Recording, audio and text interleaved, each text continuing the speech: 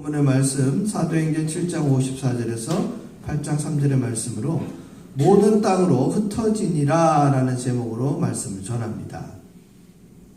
여러분들이 오늘 읽으신 이 본문의 말씀은 초대교회의 가장 큰 위기가 다가왔음을 보여주는 장면이에요. 우리가 사도행전이 시작되면서 이 하나의 드라마틱한 장면들이 나오죠.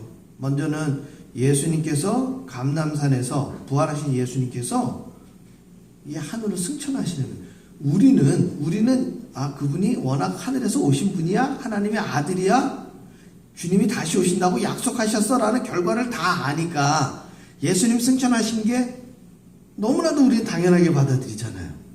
그런데 그 현장에 있었던 사람들의 생각으로는 지금 3년 동안 말씀 가르치시고 같이 배고파서 식사하시고 목이 말라서 물 드시고 졸려서 같이 잠을 주무시던 분이었단 말이에요.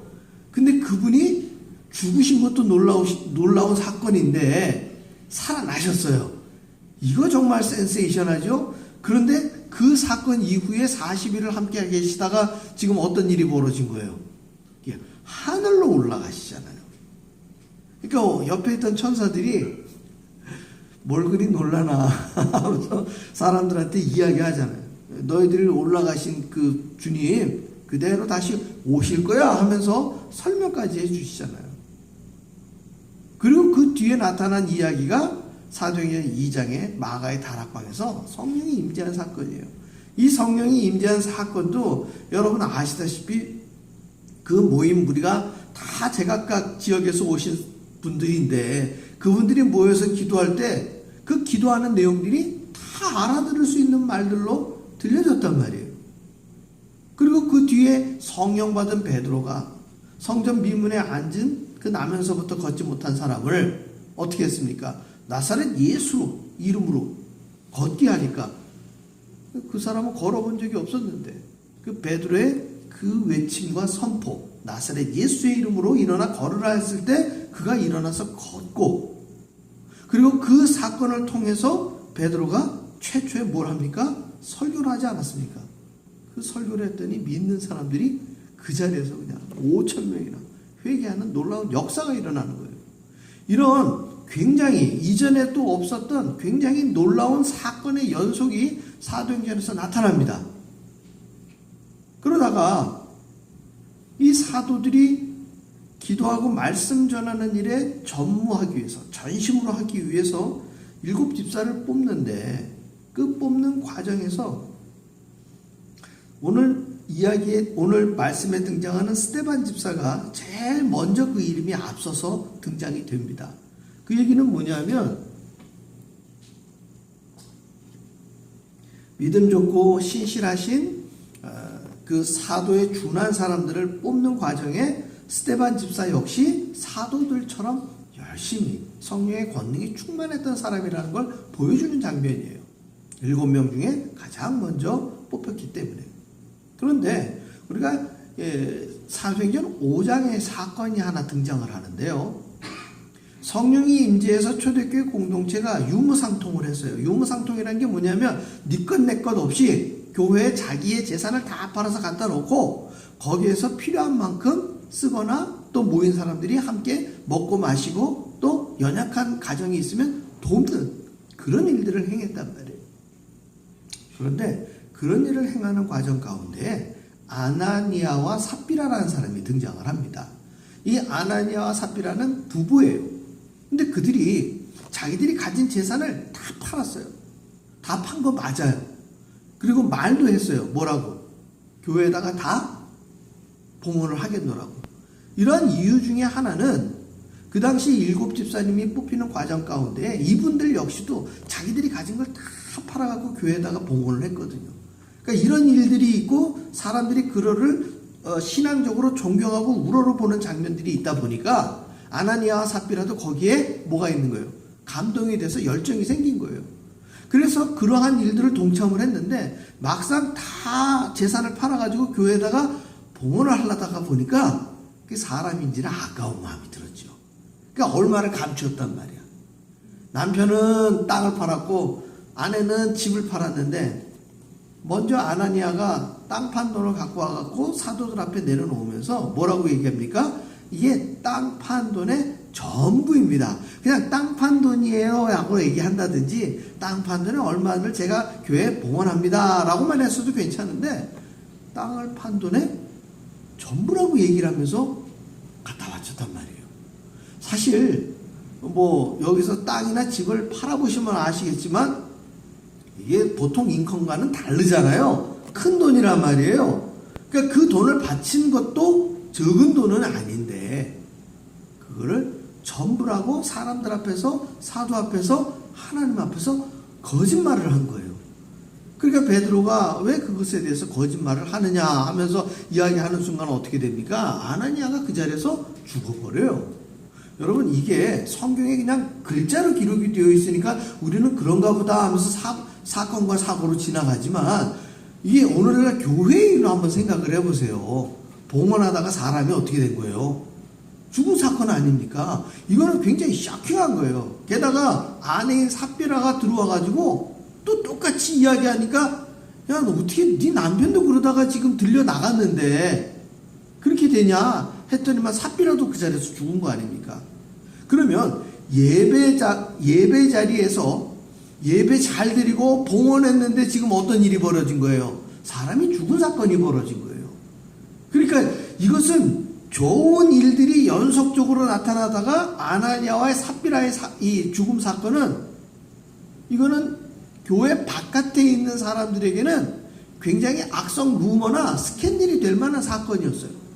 그럼에도 불구하고 성령님은 그 일을 예배의 자리에서 행하신 것이고 그것이 굉장히 큰 어떤 교훈과 같아서 거짓을 고하는 것은 이 초대교회 공동체 안에서 큰 죄라는 것을 알게 된 사건이에요. 그런데 그 사건 뒤에 지금 오늘 이 스데반 집사가 사람들의 모의에 의해서 산헤드린 공의에 잡혀왔어요. 잡혀와가지고 그 사람들이 거짓으로 증언을 했습니다. 그 거짓된 증언 앞에서 여러분들이 오늘 읽지 않은 그러나 성경에 기록되어 있는 사도행전 7장 1절로부터 53절까지는 스데반 집사의 설교가 등장합니다. 앞서 베드로의 설교 이후에 스데반 집사의 설교가 등장을 하는데 그 설교를 사람들이 듣고서 베드로가 설교했던 것처럼 사람들이 듣고 회개를 해야 되는데 오늘 성경 54절에 보면은요 그들이 이 말을 듣고 했을 때 베드로가 설교했을 때 들었던 사람들과 지금 스데반 집사가 설교했을 때 들었던 무리가 다른 무리예요. 다른 무리.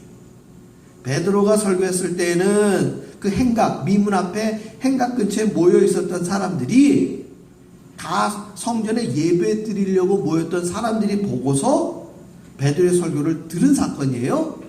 그런데 오늘 스데반 집사의 설교를 듣는 사람들은 산헤드린 공의회에 있는 사람들뿐만 아니라 그들과 함께한 서기관과 바리새인들이 모여 있었어요. 이들이 모인 이유는 뭐예요? 스데반 집사를 거짓으로 증언해서 그를 어떻게 하기 위해서? 죽이기 위해서 모인 거예요. 그러니까 이들 역시도 스데반 집사의 설교가 어떻게 됩니까? 가슴에 찔린 거예요. 베드로의 설교를 듣고 똑같이 가슴에 찔린 사람들은 뭘 했습니까? 회개를 했어요. 회개를 해서 그들이 성령의 임재를 받고 성령 세례를 받은 사람들이 5천이 되는 것인데 오늘 모인 무리들은 찔리는 건 똑같이 찔렸는데 54절 하반절에 보니까 그를 향하여 이를 갈거늘. 와우. 설교를 듣고 어떻대요? 이를 간대요. 우리는 이 본문만 놓고 봤을 때 그들이 성령에 사로잡힌 자들인지 말 그대로 공중권세 잡은 자들의 사로잡힌 것인지 우리는 분명히 알 수 있는 거예요. 사랑하는 성도 여러분, 우리들이 하나님 말씀과 설교 말씀을 듣고 마음에 찔릴 때 우리는 바로 확인해 볼 수 있어요. 내가 성령에 사로잡힌 자인지 마귀의 유혹에 내가 빠져 있는 사람인지. 55절에 스데반이 성령이 충만하여 하늘을 우러러 주목하여 하나님의 영광과 및 예수께서 하나님 우편에 서신 것을 어떻게 해요? 봤어요. 할렐루야. 참 아이러니하죠. 평안하고 좋고 내가 기쁘고 감사한, 정말 육신도 편안하고 영적으로 평안한 시절에 우리가 하나님을 만나면 그보다 더 좋을 수 없잖아요. 그런데 오늘 스데반 집사는 사실 굉장히 위험한 상황 가운데에서 우리 예수님을 보는 거예요. 특히 예수께서 하나님 우편에 어떻게 있어요? 지금 서 계시지요. 우리 사도신경 암송하고 고백할 때마다 뭐라고 고백해요? 하나님 우편에 서셨어요? 앉았어요? 앉아 계시다. 우리 사도들의 고백에는 항상 예수님은 어떻게 계셔요? 앉아 계시잖아요. 근데 지금 오늘 스데반 집사가 본 예수님은 어떻게 계셔요? 왜 서 계실까요? 지금 너무 우리 예수님도 급하셔요. 마음이 안타까우셔요. 왜? 스데반 집사가 어떻게 될지를 아시니까. 그럼 우리 이렇게 질문할 수 있죠. 예수님 왜 알면서 스데반 집사를 그 지경으로 뭡니까? 라고 얘기할 수 있지만 하나님의 뜻은 거기에 있기 때문에 그래요. 우리의 일생 가운데 우리가 힘들고 어려운 시간들이 얼마나 많습니까? 근데 그때마다 우리가 주님의 눈에 보이지 않으니까 우리는 기도할 때마다 어떤 생각이 들어요? 주님이 내 기도 안 들으시나 보다. 주님이 나를 외면하시나 보다. 주님이 나와 함께 하시지 않나 보다. 우리는 이런 생각에 들어서 절망감이라든지 낙심감에 사로잡힐 때가 너무나도 많아요. 그러나 오늘 성경을 보십시오. 스데반 집사의 그 힘들고 어려운 그 순간에 예수께서 하나님 우편에 서 계신 거예요. 그 서신 것을 보는 거예요. 그리고 스데반 집사는 고백합니다. 말하되 보라 하늘이 열리고 인자가 하나님 우편에 서신 것을 보노라 한데, 승천하셔서 이미 하늘의 보좌에 당신의 정체성을 회복하신 그 하나님을 지금 스데반 집사는 보게 된 거예요. 그 증언을 하는데 그 증언을 듣는 무리들을 보십시오. 57절에 그들이 큰 소리를 지르며 귀를 막 일제히 그에게 달려들어 성 밖으로 내치고 돌로 칠세. 성경에 나타난 그 어떤, 신약 성경에 나타난 그 어떤 사람들보다도 사도 요한은 반모섬에서 환상 가운데에 예수님을 만났지만 스데반 집사는 지금 환상이 아니라 굉장히 중요한 순간에 그의 영안이 열리면서 예수님을 만난 거예요. 그러나 안타깝게도 그의 그 굉장한 증언을 들었던 무리들은 스데반 집사의 마음과는 완전히 다릅니다.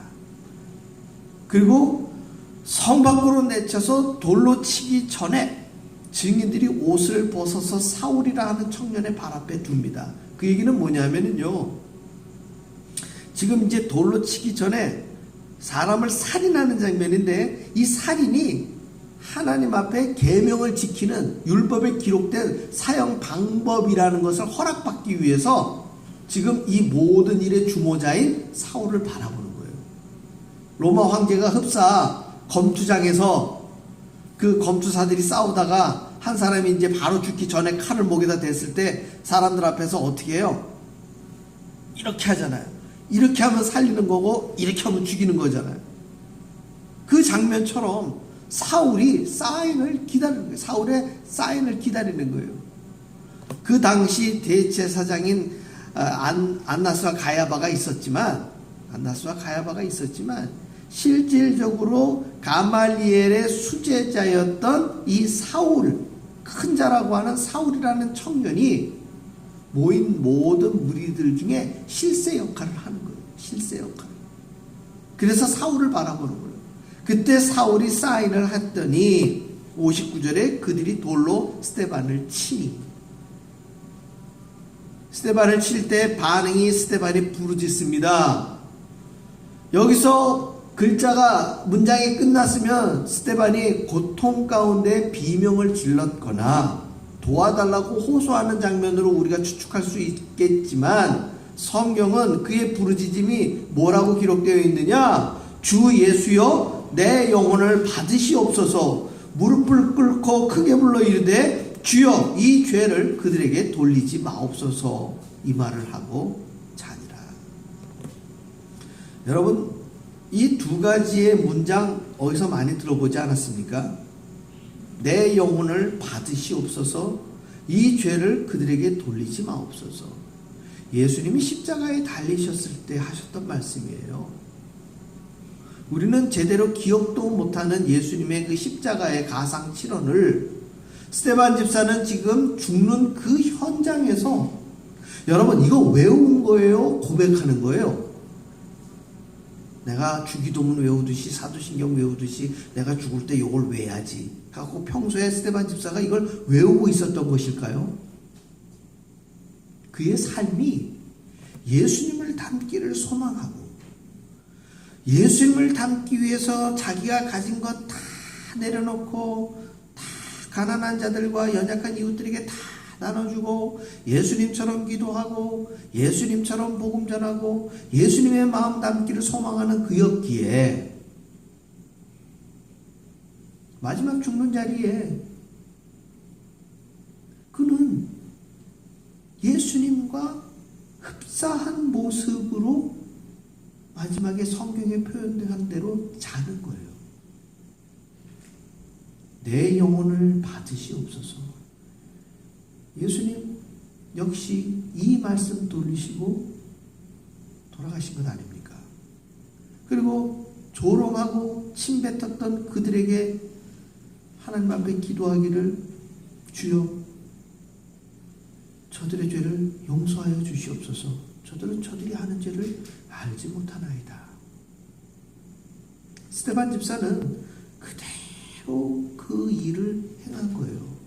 그런데 8장 1절로 전환이 되면서 사울은 그가 죽임당함을 마땅히 여기더라 라고 누가는 기록하고 있어요. 아시는 바와 같이 누가는 이름이 바뀐 게 아니죠. 헬라식 이름으로는 사울이고요. 히브리식 이름으로는 바울이에요. 죄송합니다. 바뀌었어요. 히브리식 이름으로는 사울이고요. 헬라식 이름으로는 바울이에요. 그래서 우리가 미국에 살고 있을 때 우리 한국 이름도 있지만 여러분들이 영어 이름을 가지고 있는 것처럼 사울과 바울은 동일 인물이에요. 그랬을 때에 사도행전을 기록한 누가는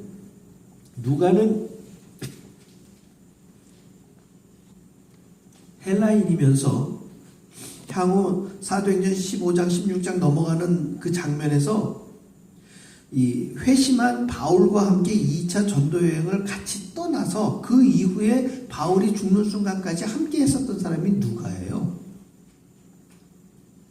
그 누가가 이 바울의 고백을 다 들었을 터인데 그가 그 고백을 다 듣고서 이 사도행전을 기록을 할 때 8장 1절에 사울은 그가 죽임당함을 마땅히 여기더라 라고 기록하고 있는 거예요. 그 얘기는 뭐예요? 청년 사울은 스데반 집사가 순교하는 그 장면이 자기는 율법에 볼 때 저 사람은 잘못된 걸 전하는 사람이고 저 사람 이야기를 듣고 많은 사람들이 변화가 되기 때문에 빨리 이 일을 막아야 된다라는 자기 의로움을 갖고서 그 일을 행한 거예요.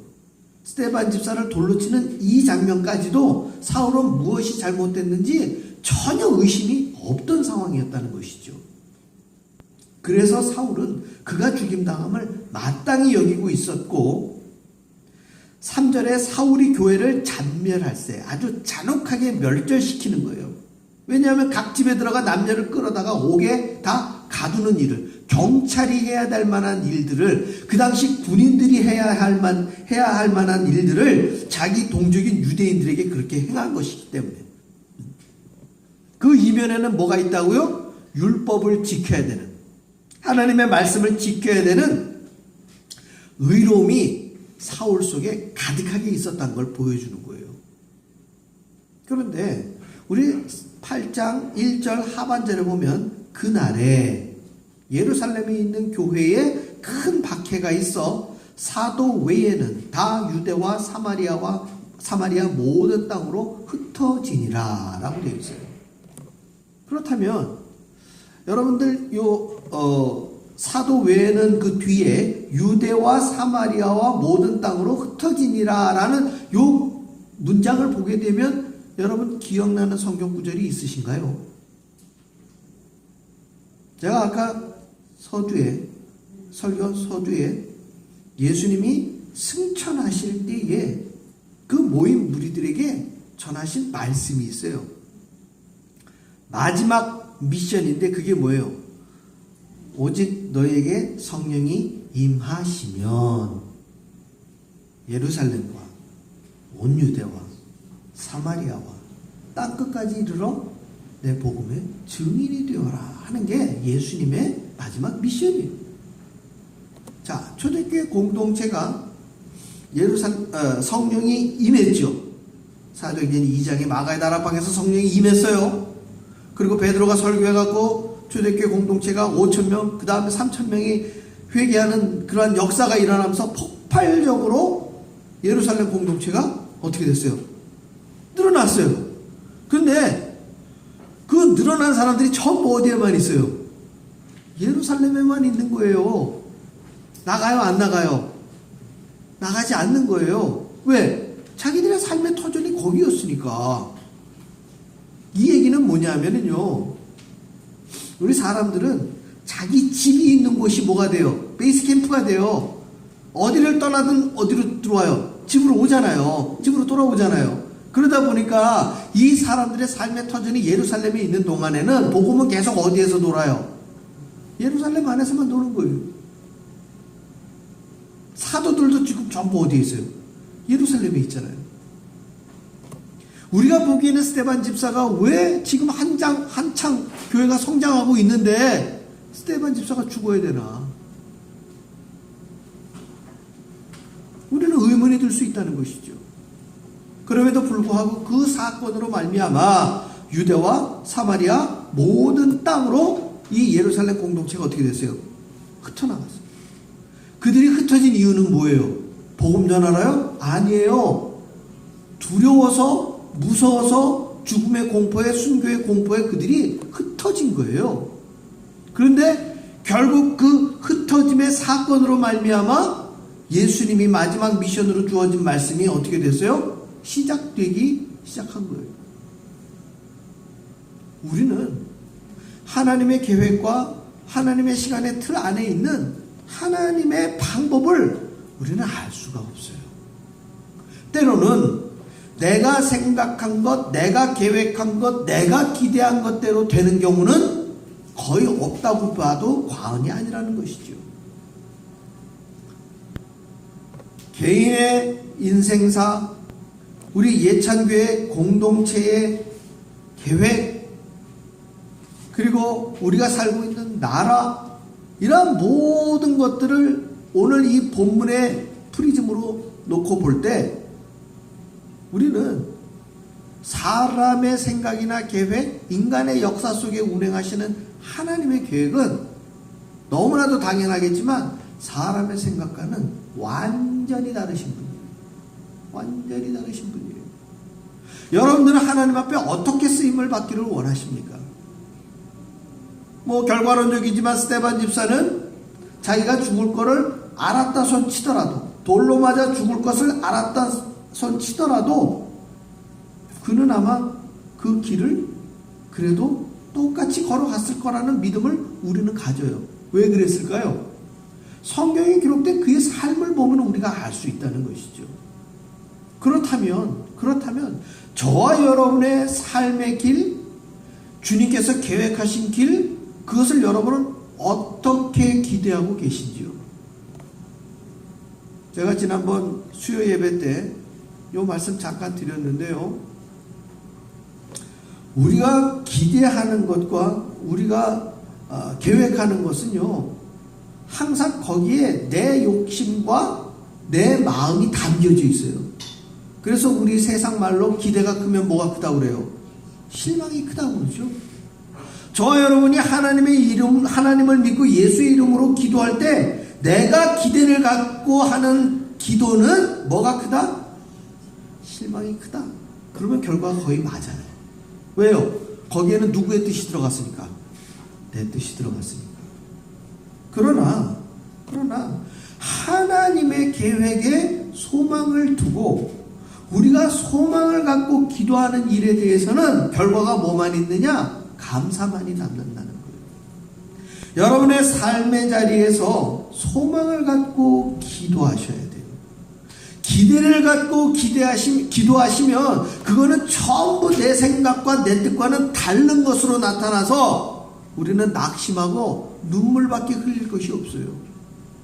그러나 하나님을 향한 소망을 갖고 기도할 때에 단 한 가지라도 내 뜻대로 내 마음대로 내 기대대로 되지 않은 피드백이 온다 할지라도 우리는 그것에 대해서 뭘 하느냐? 감사할 수밖에 없어요. 왜? 하나님께서 그리하신 것이기 때문에.